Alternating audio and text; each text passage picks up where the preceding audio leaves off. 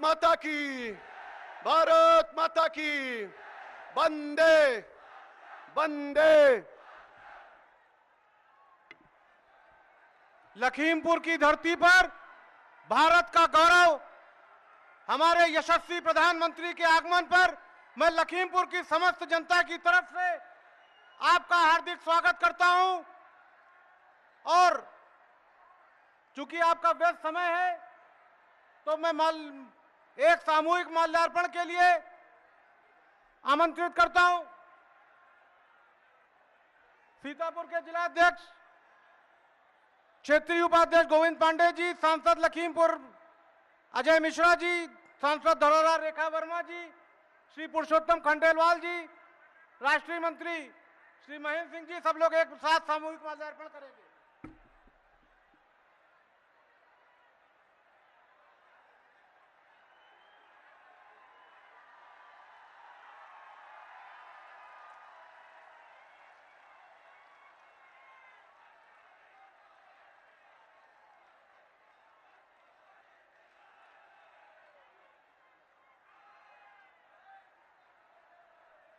अब मैं लखीमपुर के सदर के प्रत्याशी योगेश वर्मा जी से अनुरोध करेंगे कि बुके देकर माननीय प्रधानमंत्री जी का स्वागत करें। श्री अरविंद गिरी जी गोला के प्रत्याशी, श्रीमती मंजू त्यागी जी श्रीनगर प्रत्याशी, श्री लोकेंद्र प्रताप सिंह जी मोहम्मदी के प्रत्याशी, श्री सौरभ सिंह सोनू कस्ता के प्रत्याशी, श्री रोमी साहनी जी पलिया के प्रत्याशी, श्री पटेल राम कुमार वर्मा जी निघासन के प्रत्याशी, श्री बाला प्रसाद अवस्थी जी धौरारा के प्रत्याशी।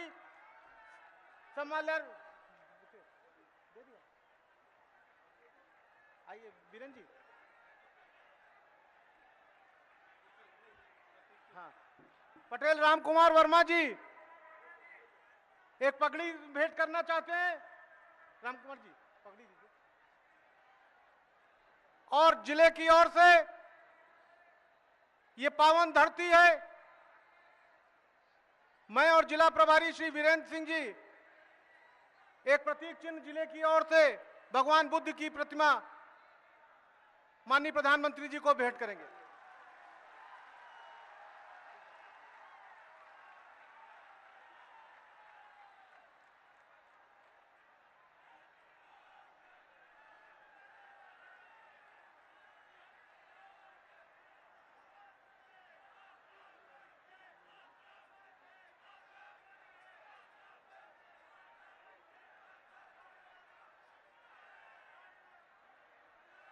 लखीमपुर आगमन पर मैं लखीमपुर के जिला प्रभारी श्री वीरेंद्र प्रताप सिंह जी से अनुरोध करूंगा कि माननीय प्रधानमंत्री जी का 2 शब्दों में स्वागत कर उनको यहां पर मंच पर आमंत्रित करें। मित्रों, छोटी काशी की धरती पर यह सौभाग्य है हम सबका, चुनाव के 24 घंटे पूर्व हम सबके यशस्वी प्रधानमंत्री जी हम सबके बीच पधारे हैं। उपस्थित लाखों लाख की संख्या में उपस्थित कार्यकर्ता और सम्मानित नागरिकों की ओर से उनका अभिनंदन वंदन करते हुए सादर आमंत्रित करता हूं कि आएं और हम सबका मार्गदर्शन और अपना निर्देशन देने की कृपा करें। आदरणीय प्रधानमंत्री नरेंद्र भाई मोदी जी। नरेंद्र मोदी जिंदाबाद। भारत माता की, भारत माता की।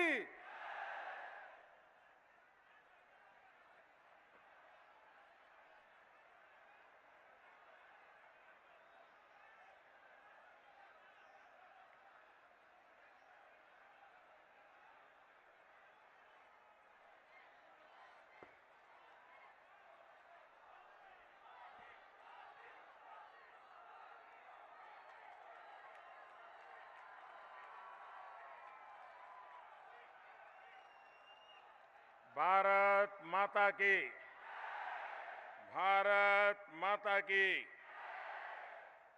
मंच पर विराजमान भाजपा के राष्ट्रीय सचिव श्रीमान महेंद्र सिंह जी, जिला अध्यक्ष श्री शरद वाजपेयी जी, इस रैली के प्रभारी श्री पुरुषोत्तम जी खंडेलवाल, संसद में मेरे साथी भाई अजय मिश्रा जी, जिला के प्रभारी श्री वीरेंद्र प्रताप सिंह, संसद में हमारे साथी श्रीमती रेखा अरुण वर्मा जी, क्षेत्रीय उपाध्यक्ष श्रीमान गोविंद पांडे जी, सीतापुर के जिला अध्यक्ष श्री अजय कुमार गुप्ता जी, और इस चुनाव में भारतीय जनता पार्टी के होनहार उम्मीदवार दौरहरा से श्री बाला प्रसाद अवस्थी जी, इधर आइए बाला जी,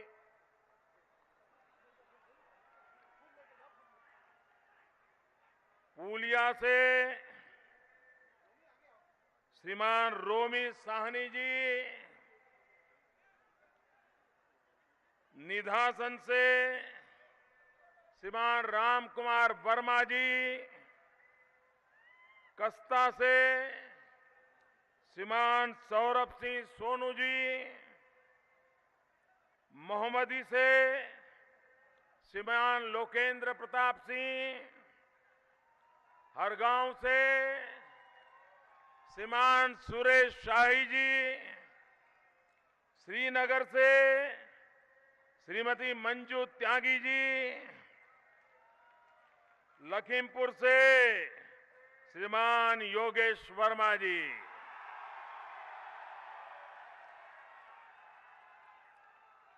आप सब दोनों मुट्ठी बंद करके बोलिए भारत माता की, भारत माता की।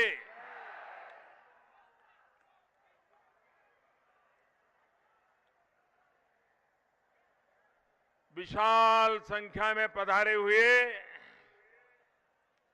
लखीमपुर के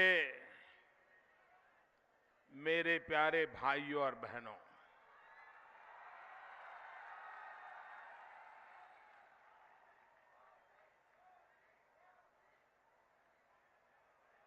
ये 2017 का चुनाव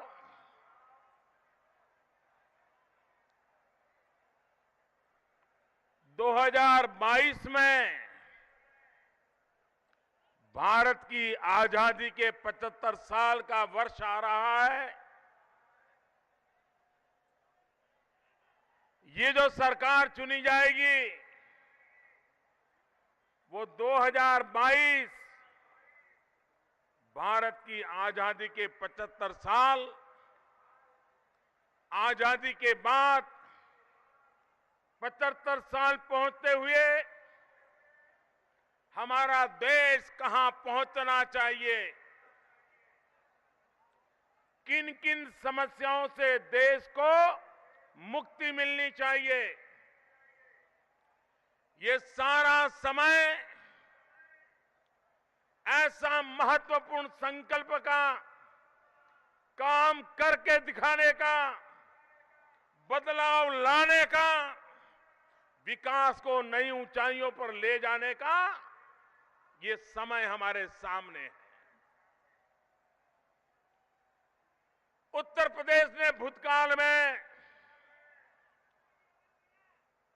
अनेक दशकों तक कांग्रेस का शासन देखा है, कई बार सपा की सरकारें देखी है, कई बार बीएसपी की सरकार देखी है। भाइयों बहनों, मैं आपको पूछना चाहता हूं, क्या इन लोगों ने आपके जीवन में कोई बदलाव लाया है? आपका भला किया है?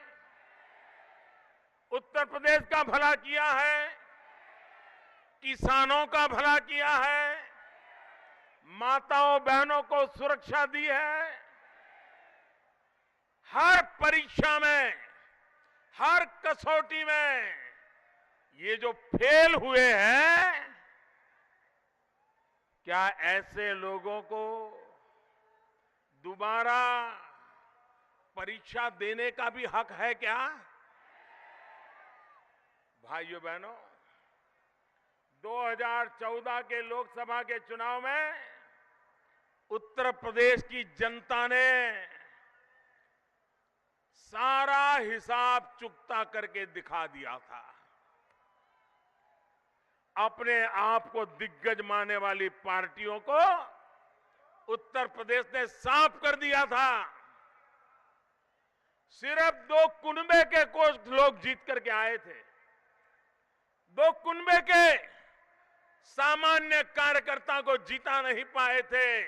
उन्होंने पूरी ताकत कुनबे को बचाने के लिए लगाई थी। एक कांग्रेस के कुनबे के 2 लोग जीत करके आए थे, सपा के कुनबे के कुछ लोग जीत करके आए थे। बाकी सारी की सारी सीटें ये उत्तर प्रदेश के लोगों ने 2014 में भारतीय जनता पार्टी को जिता दिया था।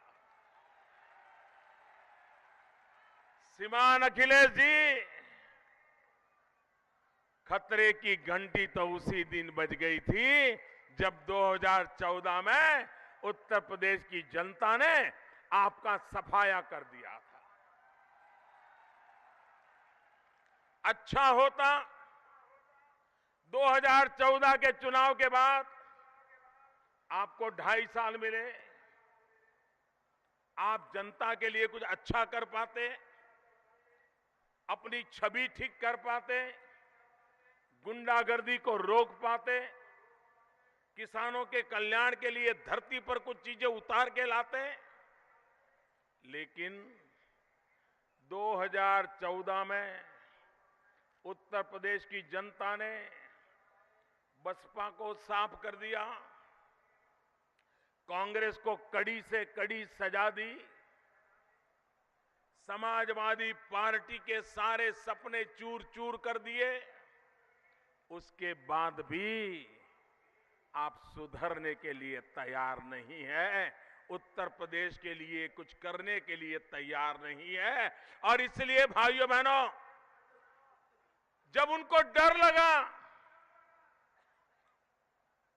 कि 2014 में परिवार भी एक था, कोई झगड़े बगड़े नहीं थे, अखिलेश की तब तक छवि भी ठीक थी। उस समय तो लोगों को लग रहा था नौजवान है, कुछ करेगा। लेकिन जब 2014 में आपके सुपड़े साफ हो गए तो आप लोगों का भला करने के बजाय जोड़ तोड़ की राजनीति में लग गए, गठबंधन के कारोबार में लग गए, और ऊपर से परिवार भी बिखर गया। और इसलिए आप कांग्रेस के शरण में जाके बैठ गए। जो राम मनोहर लोहिया जिंदगी भर कांग्रेस के खिलाफ लड़ते रहे, जो राम मनोहर लोहिया के चेले चपाटे सारे जीवन भर चना ममरा खा करके कांग्रेस के खिलाफ लड़ते रहे, आपने राम मनोहर लोहिया जी को अपमानित किया, जयप्रकाश नारायण जी को अपमानित किया। सिर्फ कुर्सी के मोह में आप कांग्रेस की गोद में जाकर के बैठ गए। मैं आज प्रथम चरण का जो मतदान हुआ है पश्चिमी उत्तर प्रदेश में, मैं सबसे पहले पश्चिमी उत्तर प्रदेश में सपा बसपा कांग्रेस को करारा उत्तर देने वाला मतदान हुआ है, विक्रम मतदान हुआ है। और इसलिए मैं पश्चिमी उत्तर प्रदेश के मतदाताओं का हृदय से अभिनंदन करता हूं। भाइयों बहनों, पहले चरण का रुख ये साफ साफ बता गया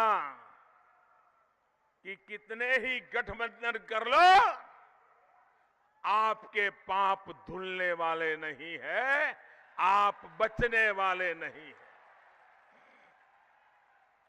जब उनको लगा कि प्रथम चरण में ही उनका पत्ता साफ हो रहा है, तो चुनाव का मतदान चल रहा था। हड़बड़ी में उनको तीसरा घोषणा पत्र निकालना पड़ा। किसी चुनाव में हर हफ्ते नए घोषणा पत्र निकालने पड़ते हैं क्या? जब पराजय सामने दिख गया तो दोनों पत्रकारों के सामने बैठ करके गिड़गिड़ाने लगे, कहीं पश्चिमी उत्तर प्रदेश चुनाव की खबरें ना आ जाए, और इसलिए नए नए मुद्दे डाल करके अपनी इज्जत बचाने के लिए फिर से कोशिश की। अरे कितने ही घोषणा पत्र निकाल दो, कितने ही मुद्दे निकाल दो। आपातकाल याद है, श्रीमती इंदिरा गांधी जी ने 20 मुद्दे निकाले थे, 20 मुद्दे, और पूरे उत्तर प्रदेश में एक भी सीट जीत नहीं पाए थे। आप 10 मुद्दे लेकर के आए हो, उत्तर प्रदेश में बचने की कोई संभावना नहीं है। ये उनको इसलिए करना पड़ता है कि कहीं पर उनको आशा नजर नहीं आ रही है। आप मुझे बताइए भाइयों बहनों, ये उत्तर प्रदेश का चुनाव है, यहां पर समाजवादी पार्टी अखिलेश जी की 5 साल से सरकार है। इस चुनाव में उन्होंने अपने काम का हिसाब देना चाहिए कि नहीं देना चाहिए? देना चाहिए कि नहीं देना चाहिए? दे रहे हैं क्या? कोई काम का हिसाब दे रहे हैं क्या? आप मुझे बताइए भाई। आज मैं यहीं से लखनऊ जाने को तैयार हूं। मैं अखिलेश जी को कहता हूं, आप भी लखनऊ आइए, हम दोनों लखनऊ के मेट्रो स्टेशन पे जाएं, टिकट खरीदें और दोनों जाकर के मेट्रो में जरा सफर करके आए। आपने उद्घाटन किया था ना, गाजे बाजे के साथ उद्घाटन किया था ना। भारत सरकार ने पैसे दिए थे, लेकिन भारत सरकार के किसी मंत्री को बुलाया तक नहीं था। अरे लखनऊ के सांसद को भी अपमानित किया था।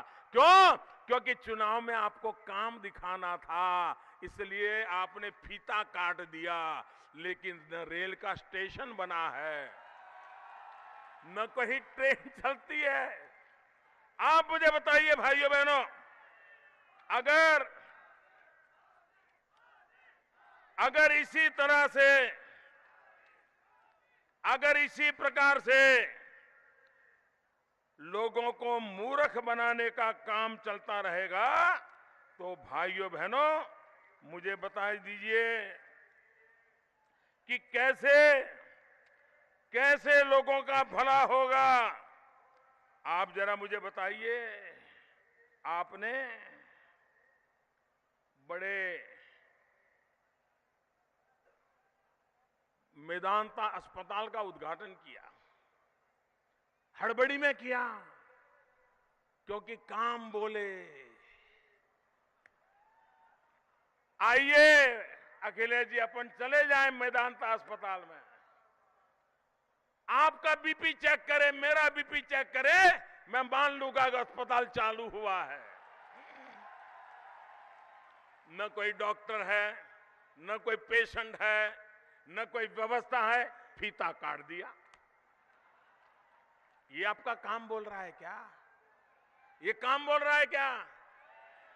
अरे अखिलेश जी, आपका तो काम ये बोल रहा है कि उत्तर प्रदेश की माताएं बहनें गले में चेन डालने से डरती है, कहीं घर के बाहर जाए कोई चेन छीन करके ले न जाए। ये आपका काम नहीं, आपकी पार्टी के दबंग लोगों के कारनामे बोलते हैं। आपकी पार्टी में गुंडागिर्दी करने वालों के पाप बोलते हैं, छत पर चढ़ करके बोल रहे हैं।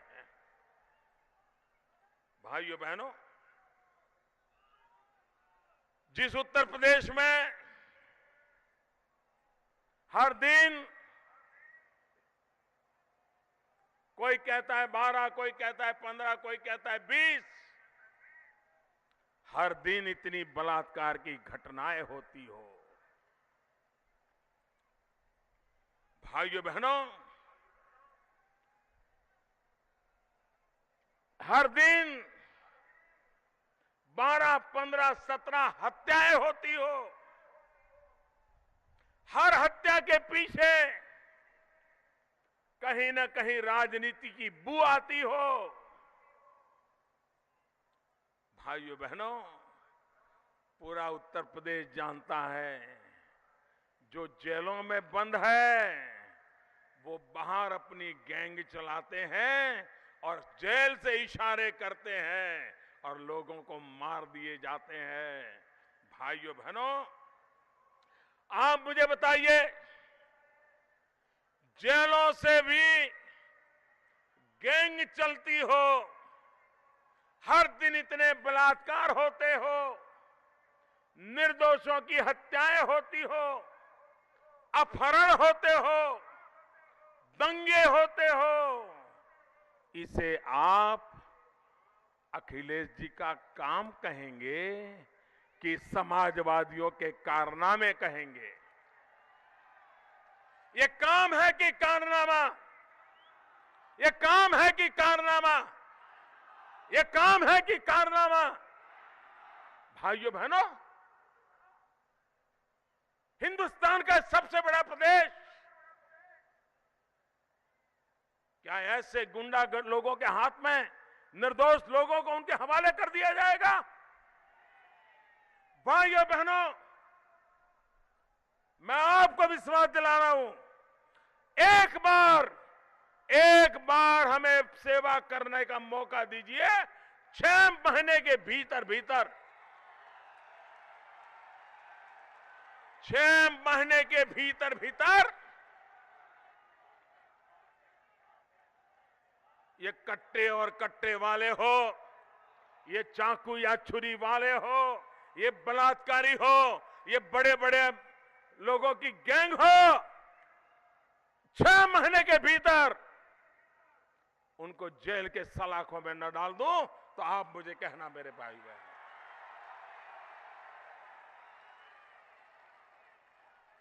मैं उत्तर प्रदेश की माताओं बहनों को कहना चाहता हूं, आज दिल्ली में आपका एक ऐसा भाई बैठा है जो आपकी रक्षा करने के लिए उत्तर प्रदेश में सेवा करना चाहते हैं। आप हमें मौका दीजिए। क्या कारण है मेरी माताएं बहनें ये जुल्म सहे?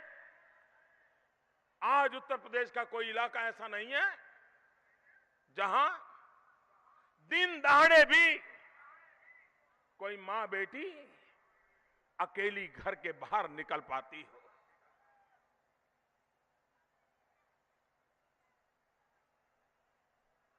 कृष्ण और राम की ये धरती क्या बना करके रख दिया आपने। यहां के लोग अच्छे हैं, मेहनत करते हैं। उत्तर प्रदेश के लोग जहां जहां गए उस इलाके की भलाई के लिए मेहनत करने में कोई कसर नहीं छोड़ी है। ऐसे मेहनती लोग हैं, लेकिन उसी उत्तर प्रदेश को यहां की सपा सरकार, कांग्रेस सरकार, बीएसपी, इनकी राजनीति ने, गुंडागर्दी के संरक्षण ने उन्हें तबाह करके रखा हुआ है। और इसलिए भाइयों बहनों, ये हमारा लखीमपुर जिला पूरे उत्तर प्रदेश का सबसे बड़ा जिला,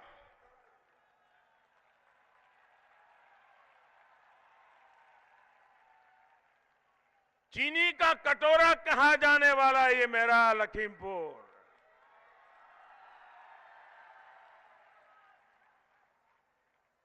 हमारे किसानों का पसीना मीठा हो जाता है, स्वीट हो जाता है, स्वीट हो जाता है। ऐसे गन्ने की ताकत है यहां। लेकिन भाइयों बहनों, गन्ना किसानों का बकाया चुकता करने में अखिलेश जी आपको कौन रोकता है? हर किसान बोलता है, गन्ने की खेती करने वाला हर किसान बोलता है कि आपने उसके हक को छीना है। क्या यही आपका काम बोलता है?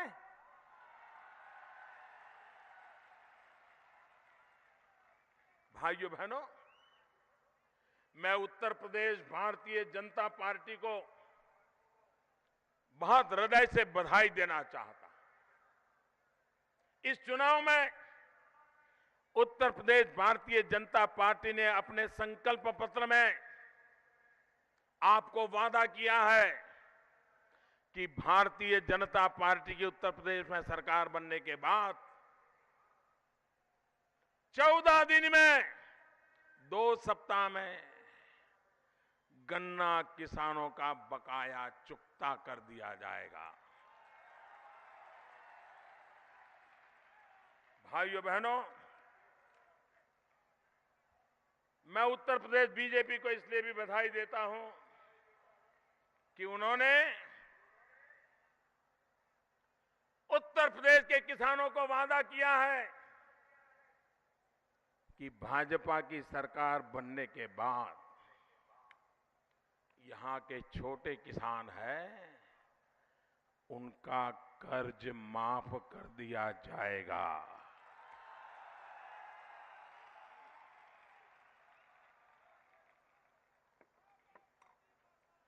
भाइयों बहनों, आप उत्तर प्रदेश वालों ने मुझे सांसद भी बनाया, प्रधानमंत्री भी बनाया, देश को स्थिर सरकार भी दी। 30 साल के बाद देश को स्थिर सरकार देने का अगर यश किसी को जाता है तो मेरे उत्तर प्रदेश के भाइयों बहनों को जाता है। तो आपने मुझे उत्तर प्रदेश का सांसद भी बनाया है, तो उत्तर प्रदेश के सांसद के नाते लखीमपुर के और उत्तर प्रदेश के मेरे किसान भाइयों को मैं वादा करता हूं कि भारतीय जनता पार्टी की सरकार बनने के बाद पहली ही मीटिंग में पहला ही काम किसानों की कर्ज माफी का कर दिया जाएगा। और मैं खुद इस काम को करवा के रहूंगा। ये मेरी जिम्मेवारी मान लीजिए, मैं उत्तर प्रदेश से करवा के रहूंगा।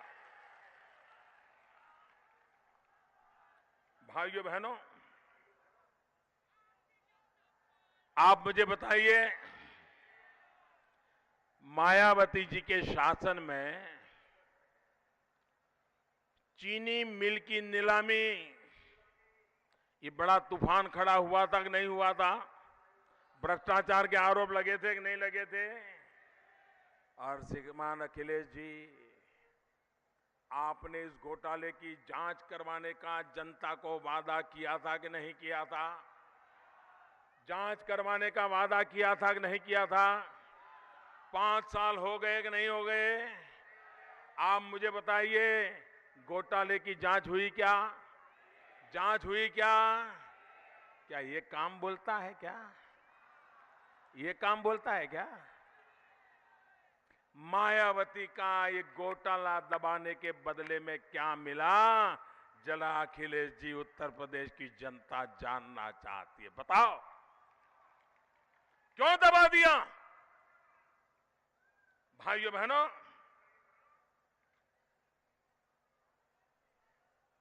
कोई मुझे बताइए, अपने खेत की जो बाढ़ होती है, बाढ़ बोलते हैं नहीं यहां पर, है?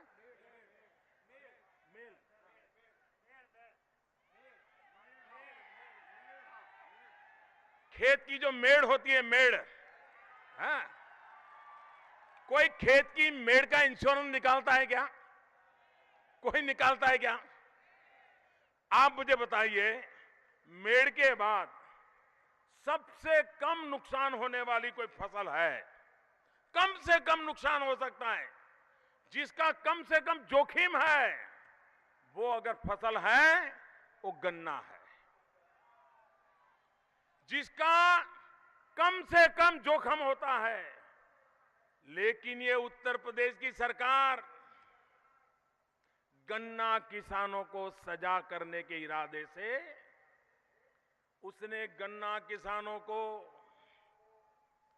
गन्ने को मजबूरन प्रधानमंत्री फसल बीमा योजना में घुसेड़ दिया और उसके कारण गन्ना किसानों पर हजारों करोड़ों का बोझ आ गया। हमने सितंबर में उनको चिट्ठी लिखी, हमारे मंत्री जी ने, कि भाई गन्ना किसानों को पर ये बोझ मत डालो। ये प्रधानमंत्री फसल बीमा योजना उन फसलों के लिए होती है जिस पर जोखिम ज्यादा होता है। ओले गिर जाए तो किसान खत्म हो जाता है, ज्यादा बारिश हो जाए तो खत्म होता है। आपने ये गन्ने को अंदर डाल करके और किसानों को भी बर्बाद किया और गन्ने किसानों पर ज्यादा बोझ डाल दिया। भाइयों बहनों, हम एक ऐसी, कभी कभी हमारे अखिलेश जी कह रहे हैं कि मोदी जी जरा काम तो बताओ।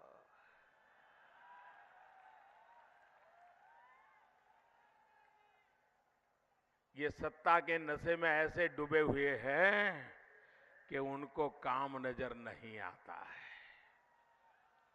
प्रधानमंत्री फसल बीमा योजना लागू की, आजाद हिंदुस्तान में ऐसी प्रधानमंत्री फसल बीमा योजना किसानों के लिए कभी नहीं आई।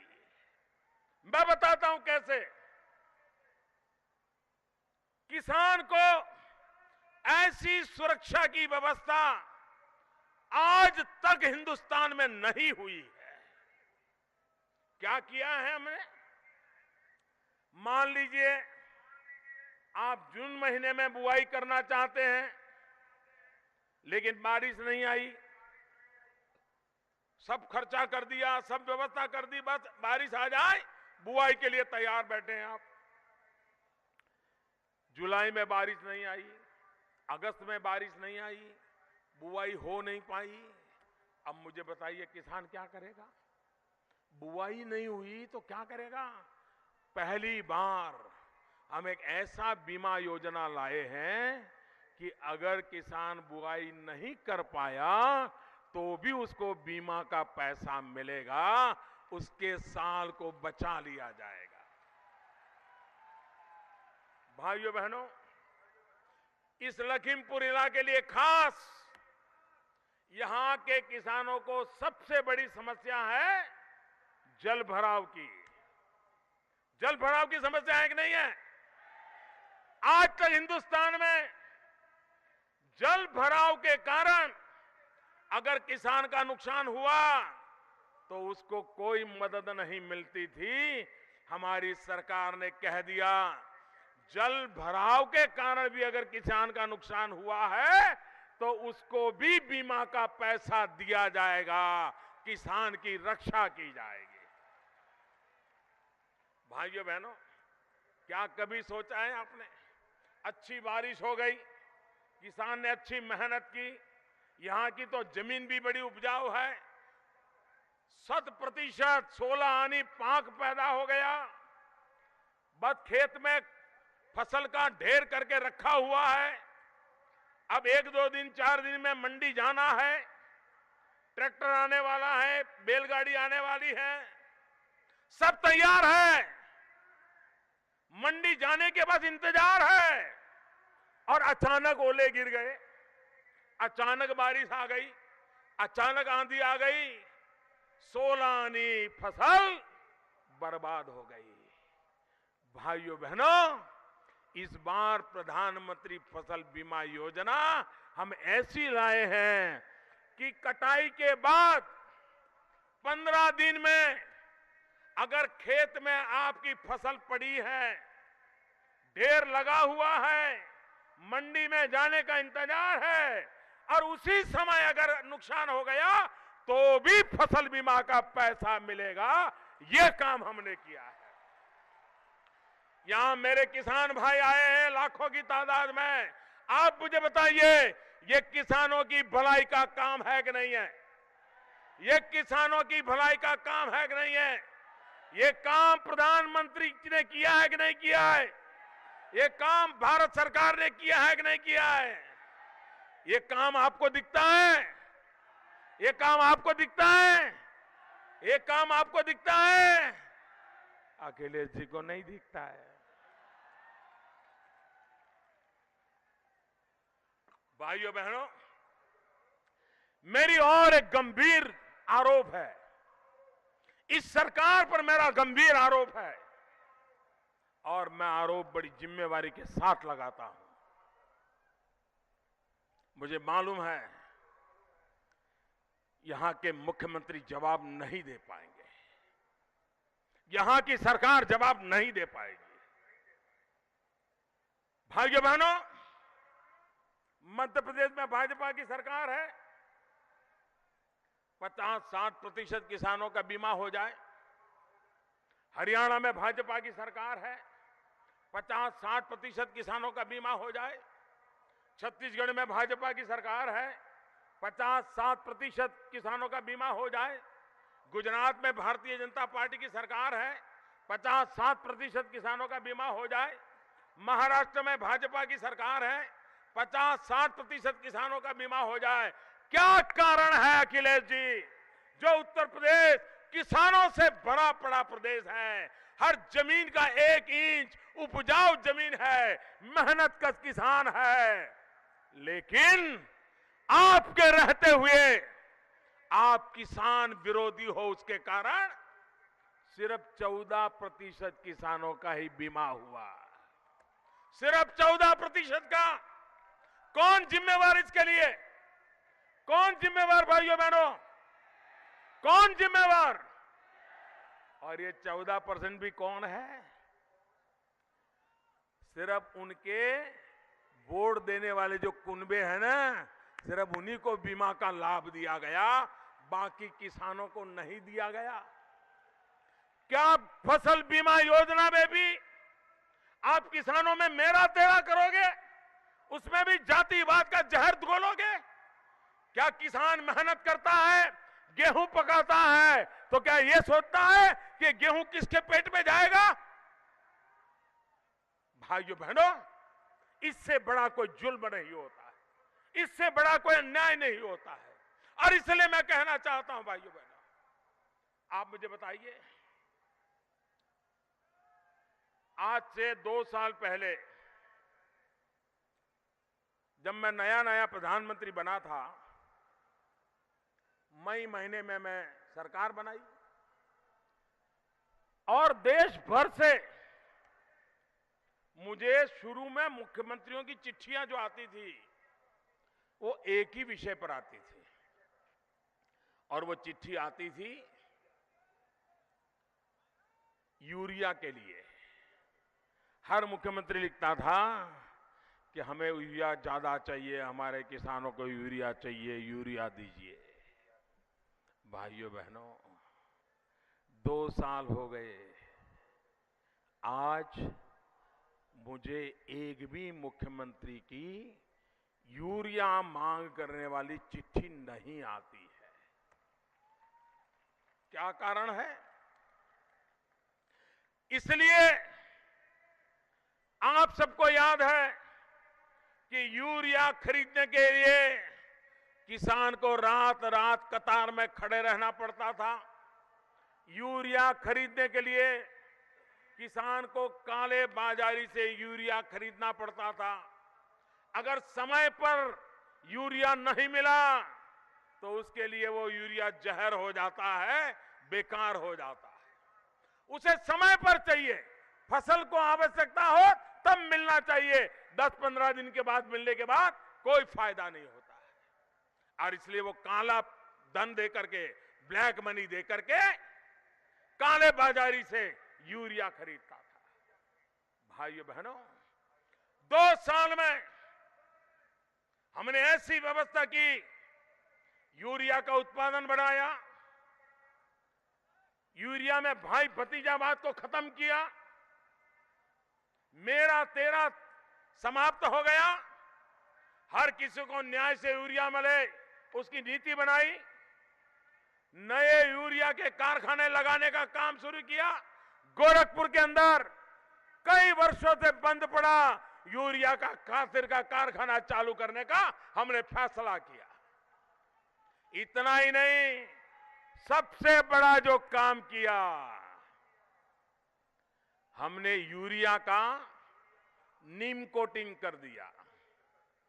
पहले क्या होता था, कारखाने से यूरिया निकलता था लेकिन किसान के पास नहीं जाता था, चोर बाजारी के रास्ते से केमिकल फैक्ट्रियों में चला जाता था। केमिकल वालों के लिए यूरिया रॉ मटेरियल होता था, उसमें से वो और चीजें बना करके अरबों खरबों रुपये कमाते थे। और यूरिया पैदा करने वाले राजनेता सारे मिलकर के ये यूरिया में भ्रष्टाचार का कारोबार करते थे। हमने नीम कोटिंग कर दिया। भाइयों बहनों, नीम कोटिंग करने के कारण मुट्ठी भर यूरिया भी किसी केमिकल फैक्ट्री में काम नहीं आ सकता। सिवाय खेत ये यूरिया का कोई उपयोग ही नहीं हो सकता है। मुझे बताइए, चोरी गई कि नहीं गई? चोरी गई कि नहीं गई?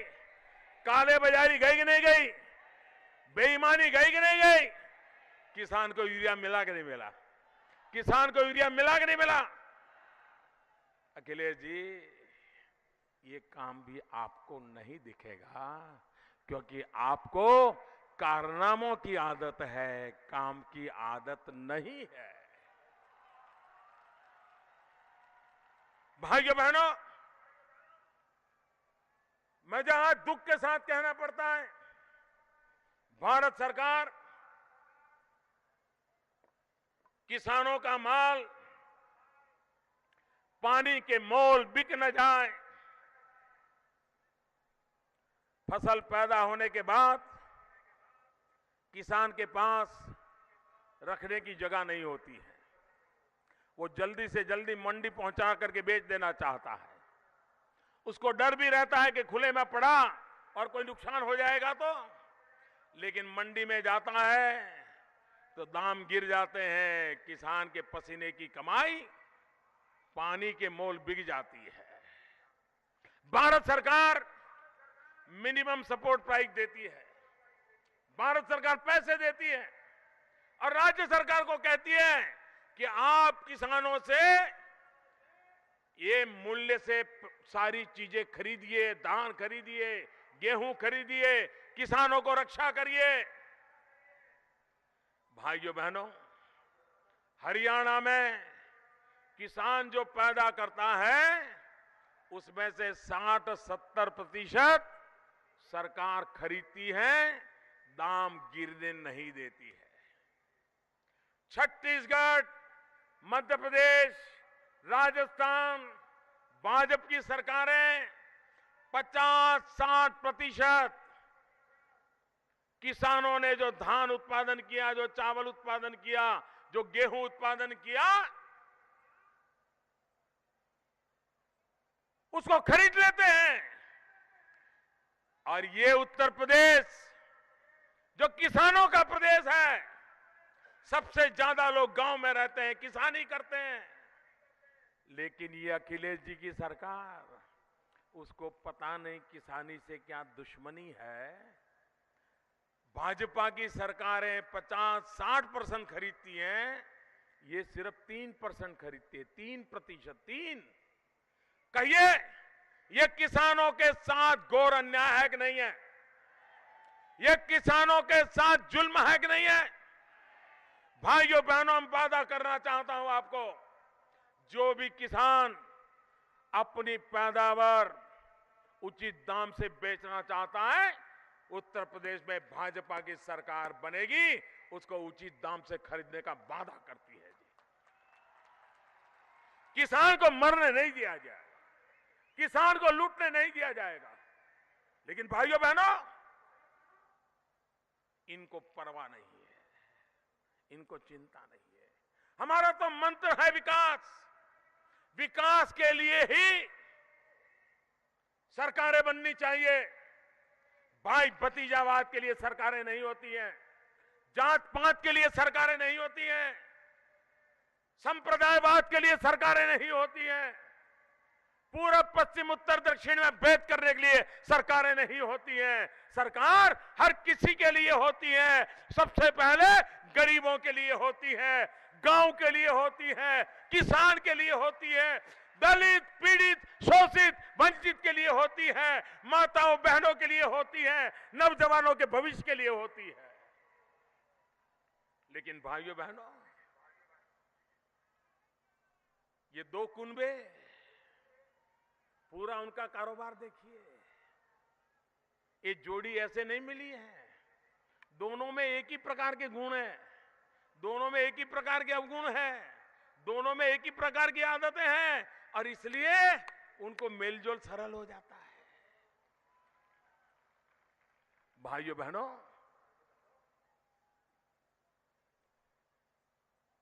अब उत्तर प्रदेश को, जिन्होंने देश को लूटा और जिन्होंने उत्तर प्रदेश को लूटा, ऐसे जब मिल जाएं तो आगे क्या होगा इसका अंदाज कर सकते हो। भाइयों बहनों, मैं हैरान हूं जब यहां के आईएएस अफसर,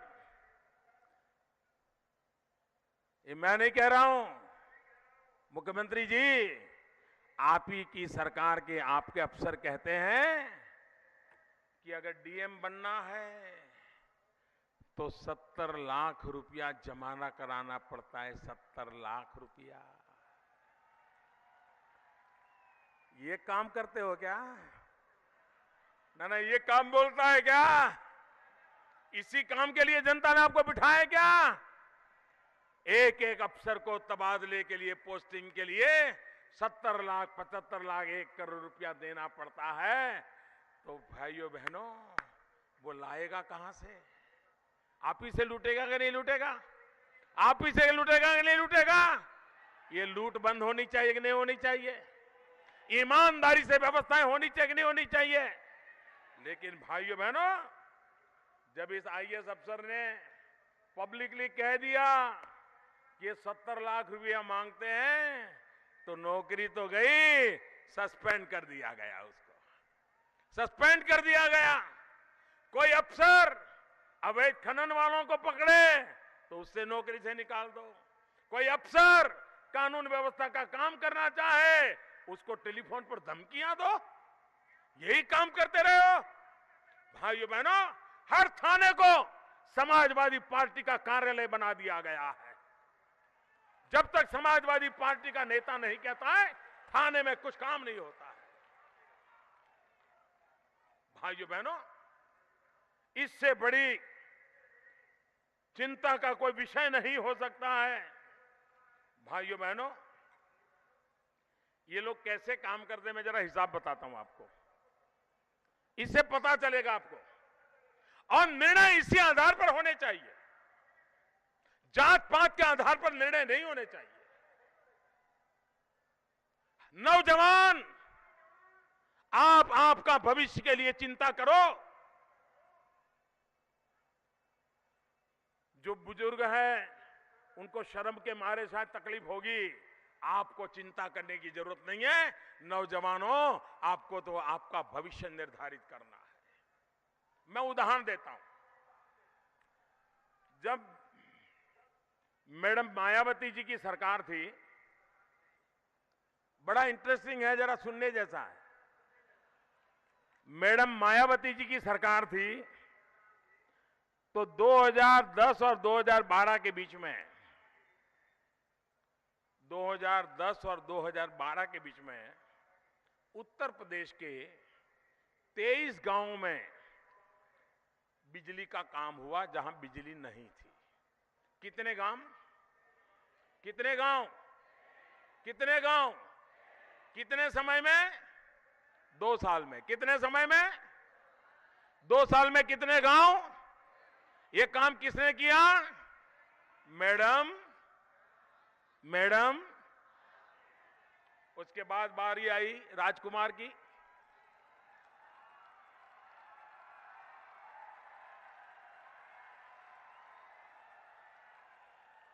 उन्होंने क्या किया? 2012 और 2014, 2012 और 2014 क्या किया? आप अंदाज लगाइए क्या किया होगा। उत्तर प्रदेश में जब मैं दिल्ली में बैठा तो मैंने हिसाब लगाया, हिंदुस्तान में 18,000 गांव ऐसे हैं जिनमें बिजली का खंभा तक नहीं पहुंचा, बिजली का तार भी नहीं पहुंचा, बिजली का लट्टू नहीं लगा। 18,000 गांव 18वीं शताब्दी में जीने के लिए मजबूर थे। बिजली देखी नहीं थी उन्होंने। मैंने आकर के कहा मुझे 1000 दिन में 18,000 गांवों में बिजली पहुंचानी है। 2014 में हमारी सरकार बनी, 2014 में बनी। मैं जरा 2012 से 14 तक का जिनका काम बोलता है उनका काम क्या बोलता है मैं बताना चाहता हूं। मायावती जी ने 23 गांवों में बिजली पहुंचाई थी। ये नौजवान मुख्यमंत्री ने सिर्फ 3 गांवों में बिजली पहुंचाई। 3। 2 साल में 3 गांव में खंभे लगे, तार पहुंचा। उत्तर प्रदेश में 1500 गांव अंधेरे में हैं। 2014 में मैं प्रधानमंत्री बना, उस समय 1500 गांव बाकी थे। उन्होंने सिर्फ 3 गांव का काम किया, मैडम ने 23 गांव का काम किया। और जब हमारी सरकार बनी तो हमने 2 साल में कितना किया? 2 साल में कितना किया? काम किसको कहते हैं? काम खुद से बोलता है। अरे काम तो उजियारा लाता है, उजियारा लाता है। काम दूर से भी दिखता है।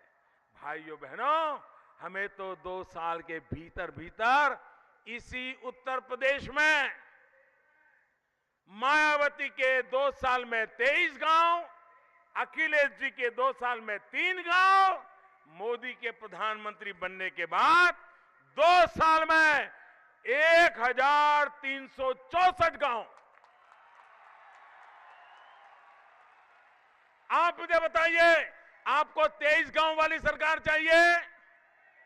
23 गांव में काम करने वाली सरकार चाहिए? 3 गांव में काम करने वाली सरकार चाहिए? कि आपको 1364 गांवों में काम करने वाली सरकार चाहिए? काम बोलता है कि नहीं बोलता है? उनके कारनामे बोलते हैं कि नहीं बोलते हैं? उनके कारनामे बोलते हैं कि नहीं बोलते हैं? और इसलिए भाइयों बहनों, हम विकास के मुद्दे पर काम करने वाले लोग हैं। हम विकास करके दिखाना चाहते हैं। और इसीलिए भाइयों बहनों, मैं आज जब आपके पास आया हूं, मैं आपसे आग्रह करता हूं कि आप भारतीय जनता पार्टी को सेवा करने का अवसर दो। आज कोई कारण है कि उत्तर प्रदेश से नौजवानों का पलायन होना चाहिए? आज किसी भी गांव में जाइए, नौजवान नजर नहीं आता है। बुजुर्ग लोग हैं गांव में, सेवा करने वाला नहीं है। पूछते हैं भाई बेटा कहां गया, तो बोले वो तो मजदूरी करने के लिए, काम करने के लिए किसी शहर चला गया है। उसको तो जब किसानी का काम होगा तब आ जाएगा, लेकिन अभी तो कोई है नहीं, तो चला गया है। भाइयों बहनों, क्या मेरे उत्तर प्रदेश के नौजवानों को अपने मां बाप के पास रहने का हक नहीं है क्या? अपने बुजुर्गों की सेवा करने का हक नहीं है क्या? अपने यार दोस्तों के बीच जिंदगी गुजारने का हक नहीं है क्या? अपने गांव खेत खलिहान के बीच आनंद और सुख से जीने का हक है कि नहीं है? उसको पेट भरने के लिए, बूढ़े मां बाप के पेट भरने के लिए अपने गांव गलियार छोड़ करके शहरों की गंदी नाली में जीने के लिए मजबूर होना पड़ता है। भाइयों बहनों, स्थिति मुझे बदलनी है। ये स्थिति मुझे बदलनी है। मुझे नौजवानों को उनके ही जनपद में नौकरी मिले, काम मिले, ऐसा विकास का मॉडल लेके काम करना है। उसके पास सपने हैं, सामर्थ्य है, संकल्प है, परिश्रम करने की तैयारी है। ये सरकार है जो ये करना चाहती है और इसलिए मैं नौजवानों को निमंत्रित देता हूं। भाइयों बहनों, हमारी माताएं बहनें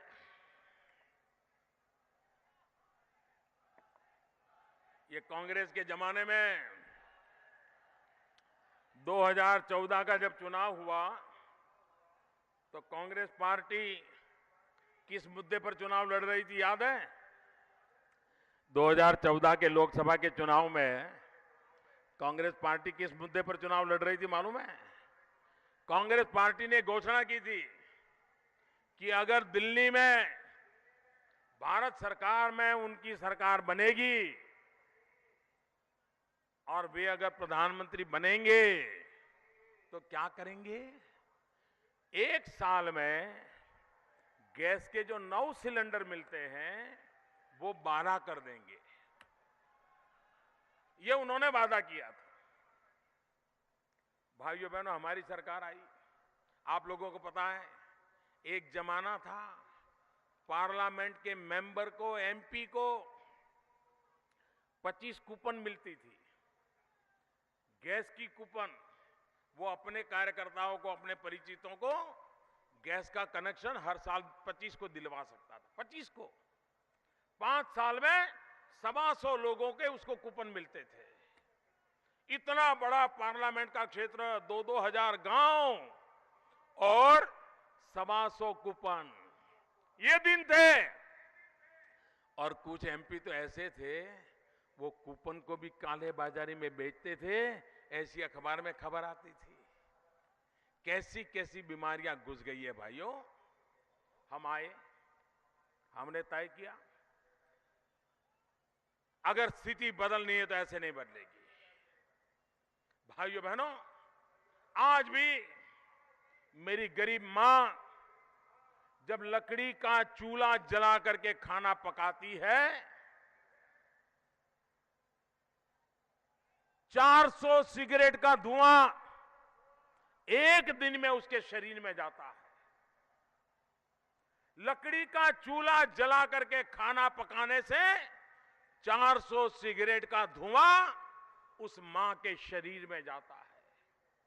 लकड़ी का चूल्हा जलाती है, खाना पकाती है, घर में छोटे छोटे बच्चे, इनके शरीर में भी धुआं जाता है।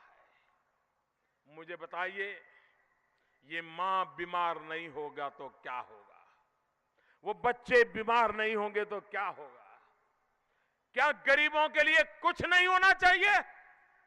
हम आए और मैंने पहले दिन कहा है, मैं गरीबी में पैदा हुआ हूं, मैंने गरीबी को जिया है और इसलिए मैं गरीबों के लिए जीना चाहता हूं, गरीबों के लिए कुछ करना चाहता हूं। मुझे गरीबी देखने के लिए कहीं जाना नहीं पड़ता है, मैं गरीबी जी करके आया हूं। गरीब के मुसीबतें मैंने झेली हुई है और इसलिए भाइयों बहनों, हमने निर्णय किया कि 5 करोड़ परिवार जिनके घरों में गैस का चूल्हा नहीं है, गरीबी में जिंदगी गुजारते हैं, सरकार की तरफ से उनको मुफ्त में गैस का कनेक्शन दिया जाएगा और लकड़ी के चूल्हे से मुक्ति दिला करके गैस के चूल्हे से खाना पकाने के लिए उनको मदद की जाएगी। भाइयों बहनों, इस योजना को तो अभी 1 साल भी पूरा नहीं हुआ है, 1 साल भी पूरा नहीं हुआ है। काम कैसे बोलता है, काम कैसे दिखता है, काम की क्या ताकत होती है। अब तक साल भी नहीं हुआ है, 1,80,00,000 गरीब माताओं को गैस का कनेक्शन दे दिया। अरे उत्तर प्रदेश में लाखों परिवारों में गैस का कनेक्शन पहुंच गया, गैस का चूल्हा काम करने लग गया। एक भी रुपये के भ्रष्टाचार का आरोप नहीं लगाया भाइयों बहनों। 1,80,00,000 लोगों को गैस का कनेक्शन दे गए दिया। आप मुझे बताइए, इससे गरीबों का भला होगा कि नहीं होगा? ये गरीबों की सेवा है कि नहीं है? ये माताओं बहनों की सेवा है कि नहीं है? इसको काम कहेंगे कि नहीं कहेंगे? कहेंगे कि नहीं कहेंगे? और इसलिए भाइयों बहनों, मैं आपसे यही कहने आया हूं कि मेरी सरकार देश के गरीबों के हक को सुरक्षित करना चाहती है। मेरी सरकार मध्यम वर्गीय लोगों का जो शोषण होता है उनकी रक्षा करना चाहती है। भाइयों बहनों, इस देश को भ्रष्टाचार ने तबाह किया है कि नहीं किया है? जरा मुझे बताइए, भ्रष्टाचार ने बर्बाद किया है कि नहीं किया है? हर मौके पर भ्रष्टाचार आपको रोकता है कि नहीं रोकता है? भ्रष्टाचार आपके हकों को छीनता है कि नहीं छीनता है? आपको बर्बाद करता है कि नहीं करता है? भ्रष्टाचार खत्म होना चाहिए कि नहीं होना चाहिए? भ्रष्टाचार खत्म होना चाहिए कि नहीं होना चाहिए? अगर सरकार में नौकरी चाहिए तो इंटरव्यू आता है, इंटरव्यू। 100 लोगों की नौकरी, 1,00,000 लोगों का इंटरव्यू। और 3 बाबू बैठे होते हैं, वो एक कमरे से आता है, दूसरे दरवाजे से निकलता है, 30 सेकंड लगता है, 30 सेकंड वो ऐसे ही गुजरता है। और उनका मूड कर गए तो पूछते हैं क्या नाम है, कहां से आए हो, इतने में तो वो निकल जाता है। मुझे बताइए, क्या ये इंटरव्यू का तरीका है क्या? कोई मुझे बताइए, ये इससे इंटरव्यू होता है क्या? क्या ये 30 सेकंड में ऐसा कौन सा एक्सरे मशीन है कि आपको पता चल जाए कि अच्छा है ये बुरा है? ये बेईमानी है कि नहीं है? भाइयों बहनों, ये बेईमानी भ्रष्टाचार करने की दुकान है, दुकान। ईमानदार होनहार बच्चा, बेटा हो या बेटी, अच्छे से अच्छे मार्क लाता हो, हर परीक्षा में उत्तम मार्क लाता हो, टेस्ट में भी अच्छे मार्क लाता हो, और जब इंटरव्यू कॉल आता है, मां कहती है बेटा तेरा इंटरव्यू कॉल तो आया है, लेकिन बिना सिफारिश नौकरी कहां मिलेगी? देखो ढूंढो, कोई जान पहचान मिलता है क्या? कोई तुझे नौकरी में इंटरव्यू पास करवा सकता है क्या? तो बेटा कहता है मां मिल तो जाएगा, लेकिन वो तो 2 लाख, 5 लाख, 10 लाख रुपया मांगेगा। तो गरीब मां कहती है बेटा अब मेरी तो जिंदगी पूरी होने आई है, ये घर गिरवी रख करके अगर तेरी नौकरी लग जाती है तो गिरवी रख दो, ये मेरा मंगलसूत्र गिरवी रख करके तुझे नौकरी मिल जाती है तो बेटा गिरवी रख दो। बाप कहता है मेरा छोटा सा खेत अगर वो गिरवी रख करके तुझे नौकरी मिल जाती है तो बेटा गिरवी रख दो, लेकिन तुम पैसे दे करके भी नौकरी ले लो। भाइयों बहनों, ये पाप खत्म होना चाहिए कि नहीं होना चाहिए? ये नौजवानों का हक लूटा जा रहा है, वो बंद होना चाहिए कि नहीं होना चाहिए? आपने मुझे प्रधानमंत्री बनाया, हमने फैसला किया, दिल्ली में बैठते ही हमने कहा तीसरे और चौथे वर्ग के जो सरकारी मुलाजिम है, जो सबसे ज्यादा होते हैं, टीचर हो, नर्सिज हो, पैरामेडिकल स्टाफ हो, ड्राइवर हो, प्यून हो, क्लार्क हो, ये सब सबसे ज्यादा होते हैं, बड़े बड़े बाबू तो बहुत कम होते हैं। हमने तय कर लिया वर्ग 3 और 4 के कोई इंटरव्यू नहीं होंगे। उसके पास जो मार्क आए हैं परीक्षा में, टेस्ट में जो मार्क आए हैं, वो सारा कंप्यूटर में डाल दिया जाएगा और कंप्यूटर को पूछा जाएगा कि बताओ भाई नंबर 1 कौन है, 2 कौन है, 3 कौन है, 10 कौन है, 100 कौन है। कंप्यूटर बताएगा। जो पहले 100 होंगे उनके घर ऑर्डर चला जाएगा, विधवा मां के बेटे को नौकरी मिल जाएगी। भ्रष्टाचार गया कि नहीं गया? गया कि नहीं गया? मैंने उत्तर प्रदेश की सरकार को आग्रह किया, मैंने कहा भाई मैं उत्तर प्रदेश का सांसद हूं, इतना तो करो। भारत सरकार ने कर दिया है, आप उत्तर प्रदेश में ये भाई भतीजावाद, जातिवाद खत्म करने के लिए इंटरव्यू खत्म करिए। नहीं किया भाइयों बहनों, नहीं किया। और नौकरी किसको मिली? नौजवानों, किसी को नौकरी न्याय मिलने हकदार था, मिली क्या? उनके रिश्तेदारों को मिली कि नहीं मिली? उनकी वोट बैंक वालों को मिली कि ना मिली? ईमानदार नौजवान को नौकरी मिली क्या? भाइयों बहनों, हमने वादा किया है, जिन नौजवानों का हक था लेकिन पिछले 5 साल में उनके हक डुबो गया है, वो सारा कच्चा चिट्ठा खोल दिया जाएगा और जिसका हक है उसको हक देने के लिए हम कोशिश करेंगे। भाई भ्रष्टाचार और काला धन, उसके खिलाफ मैंने लड़ाई छेड़ी है। बातें बहुत करने वाले आगे गए,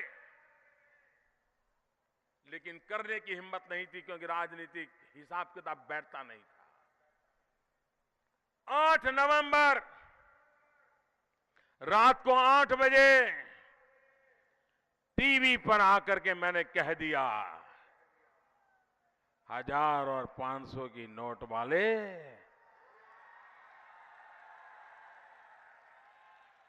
अभी भी उनको नींद नहीं आती है। भाइयों बहनों, गरीब का लूटा है, वो गरीब को लौटना चाहिए कि नहीं चाहिए?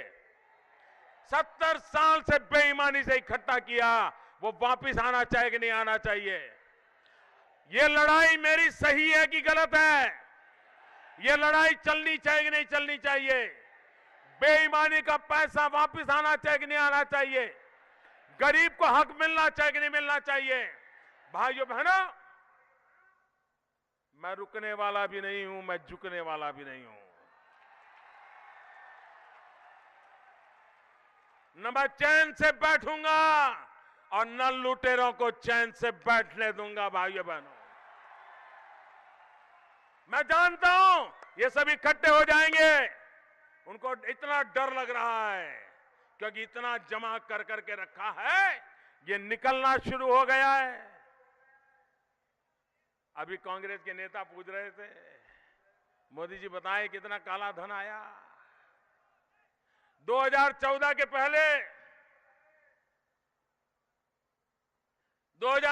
पहले अखबार खोल कर देख लीजिए, क्या खबर आती थी? कोयले में कितना गया, 2G में कितना गया, हेलीकॉप्टर में कितना गया, सिंचाई में कितना गया। यही खबर आती थी कि नहीं आती थी? यही आती थी कि नहीं आती थी? हर कोई पूछता था, कांग्रेस जवाब दे कितना खाया। मोदी को क्या पूछा जाता है? मोदी को कोई ये नहीं पूछता है कि मोदी जी कितना खाया। मोदी को कोई ये नहीं पूछता है कि कितना गया। लोग मोदी से पूछ रहे हैं कितना आया। बताइए, फर्क है कि नहीं है? ये बदल है कि नहीं है? अरे दिल्ली में एक ऐसी सरकार आपने बिठाई है जिससे देशवासियों को भरोसा है। पूछ रहा है देश, मोदी जी कितना आया जरा बता दीजिए। पहले बात होती थी कितना गया, अब बात हो रही कितना आया। आएगा, हर सब कुछ वापस आने वाला है। और जो नेता मुझे पूछ रहे हैं, जरा बताओ, कर्नाटक में कांग्रेस सरकार है, उसके मंत्री के घर से 150 करोड़ निकला, वो क्या था? उसके एमएलए के यहां से 100 करोड़ से ज्यादा निकला, वो क्या था? उसके एक इंजीनियर के यहां से करोड़ों रुपया निकला, वो क्या था? निकल रहा है, सब जगह से निकल रहा है और भी निकलने वाला है। भाइयों बहनों, मेरी ये लड़ाई छोटे छोटे व्यापारियों से नहीं है। व्यापारी तो क्या करता होगा? ज्यादा से ज्यादा 20 रुपए का माल 22 में बेच देता होगा, मौका पड़ गया तो 25 में बेचता होगा। सरकार को 100 रुपया देना होगा तो हो सकता है 80 रुपया देता होगा। इससे ज्यादा कोई पाप नहीं करता है वो। और अगर सब लोग न्याय से चले तो सबसे पहले इस देश का व्यापारी न्याय से चलने के लिए हमसे भी आगे चलने के लिए तैयार है। लेकिन लूटा किसने है? व्यापारियों ने नहीं लूटा है, किसान ने नहीं लूटा है, मजदूर ने नहीं लूटा है। लूटा है जो पद पर बैठे हैं, पद का दुरुपयोग किया है। चाहे राजनेता हो, चाहे बाबू लोग हो, चाहे थानेदार हो, इन्होंने ही लूटा है।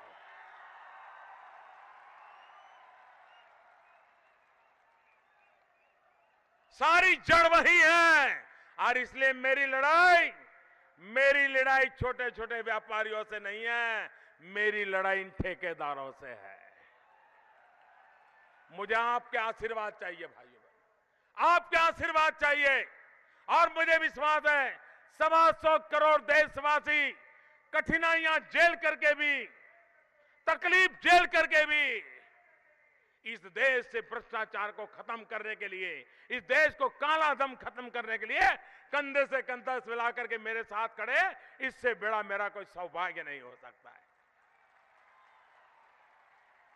आइए भाइयों बहनों, उत्तर प्रदेश का भाग्य बदलने के लिए, यहां के नौजवानों का भविष्य सुरक्षित करने के लिए, कानून व्यवस्था को वापस लाने के लिए भारतीय जनता पार्टी को विजय बनाइए। कमल के निशान पर बटन दबाइए, भव्य विजय दिलाइए। और पहले पश्चिमी उत्तर प्रदेश ने जो कमाल करके दिखाई है, पूरा उत्तर प्रदेश वैसी ही कमाल करके दिखाए। और अभी 3 एमएलसी का चुनाव हुआ, 3 एमएलसी का चुनाव इनके गठबंधन होने के बाद हुआ और तीनों भाजपा जीत गई, हजारों वोटों से जीत गई। बाकियों के पत्ते साफ हो गए। सरकार उनकी थी, गठबंधन उनका था, इरादे उनके थे, करतूत उनके थे। काम बोलता है, तीनों हम जीत गए। काम बोलता है, तीनों एमएलसी ने उनको परास्त करके रख दिया। यही तो ताकत है काम की। और इसलिए मैं कहता हूं भाइयों बहनों, कारनामों से उत्तर प्रदेश को बचाना है, काम से आगे बढ़ाना है। उत्तर प्रदेश को उत्तर दो अखिलेश जी, उत्तर प्रदेश को उत्तर दो। भाइयों बहनों, भारतीय जनता पार्टी को विजयी बनाओ। मेरे साथ मुट्ठी बंद करके पूरी ताकत से बोलिए, भारत माता की, भारत माता की, भारत माता की, भारत माता की। बहुत बहुत धन्यवाद।